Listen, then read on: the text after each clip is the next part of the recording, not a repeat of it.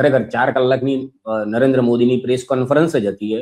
એમાં કઈ પહેલું ભાગ પણ એવો જ હતો કે એમાં નરેન્દ્ર મોદીની નોટબંધીની ને બધી આ બધી જે છબી જે છે એના કારણે જે બધી અત્યારે જે અમે ફસાયેલા છે, કશું બોલી નથી શકતા મોદી સાહેબ, તો એમના વતી પબ્લિકના મનમાં એક અલગ તસવીર ઊભી કરવાનો આ પ્રયત્ન છે.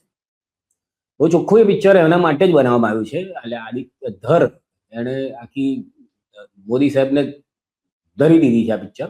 અને મોદી સરકાર તો હવે રહી નથી, ખાલી મોદી, ભાજપા સરકાર નથી રહી, સોરી, ખાલી મોદી સરકાર. એ અમિત શાહ, બે જણા જ આખો દેશ ચલાવી રહ્યા હોય એવું એ લોકો.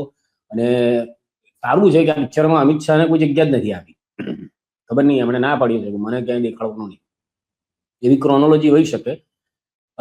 તો મૂળ વિષય પર જતા પહેલા જો તમને ધુરંધરમાં થોડું કામ આપી દઉં કે એનાથી ભાઈ તમારે નક્કી કરવાનું જોવી કે નહીં. મેં તો ખાલી એટલા માટે જોઈ કે જે રીતે એના જે પેઇડ પ્રિવ્યુઝ નો ક્રેઝ હતો અને એના પછી લોકોએ લગભગ 3.5 કલાકનો સમય બગાડીને પછી ઘણા બધા સમાચાર માધ્યમોમાં, એટલે આમ તો મોટા ભાગના ગોદી મીડિયામાં પેઇડ પ્રમોશન એવું કરવામાં આવ્યું કે બહુ જબરજસ્ત પિક્ચર છે, જબરજસ્ત